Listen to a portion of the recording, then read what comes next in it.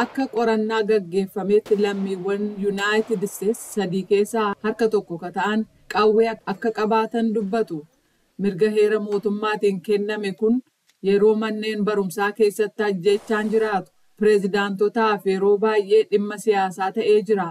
Kunis mana barumsaa sadarkaa lammaffaa Floridaa keessatti bara 2018 kan gaggeeffamee fi kan poolisoonni barattoota daree isaanii keessatti dhokatan baasuudhaan xumuratti tolchan sana dabalata.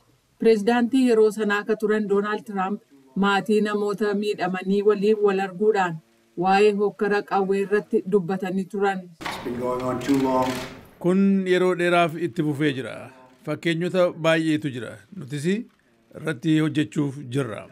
Akka pireezidaantiitti imaammata qawwee Tiraamp qaban irra caalaan nageenya mana barumsaa keessaa cimsuu irratti ka xiyyeeffate yoo ta'u, kunis barsiisonni akka hidhatan yaada jedhu dhiyeessuu dabalata.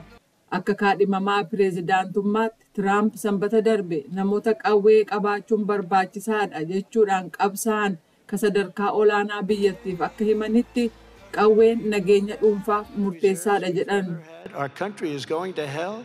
Biyyi keenya gara Siyoolitti deemaa jirti. Baandaawwan saamtotaa fi yakkamtoonni gara laafina hin qabne daandilee keenya shororkeessaa jiru. Dadhabbiin nama dhugaa hin qabne kan Joo Baayiden qarqara waraana addunyaa sadaffaa irratti akka raafamnu nu taasisee jira. Yaada waldaan qawwee biyyoolessaa raggaasisu fudhachuudhaan Tiraamp akka jedhanitti Baayiden sana keessaa fuudhee dubbachuuf yaalaa jira.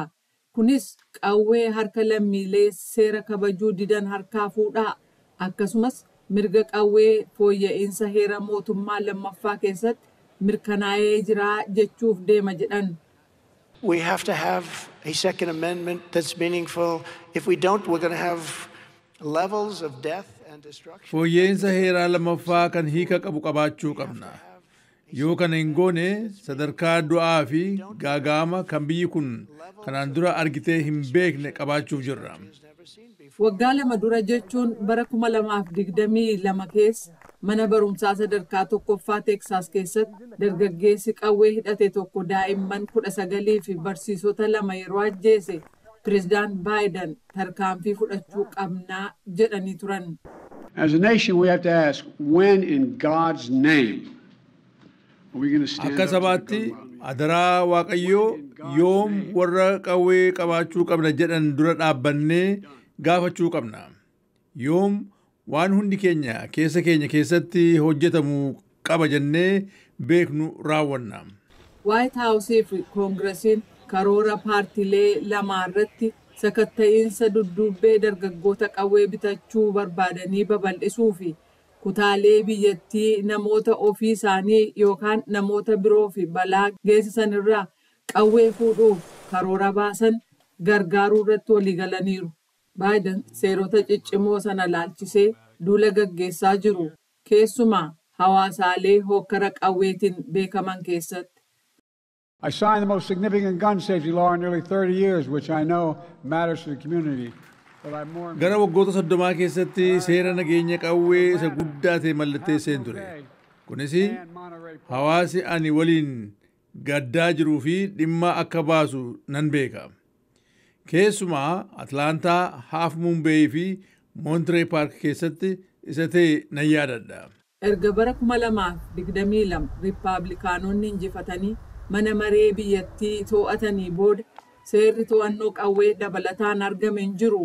Hoogganaan paartii sagalee xiqqaa kan mana maree Hakim Jeffries deeggartoota Tiraamp komatu.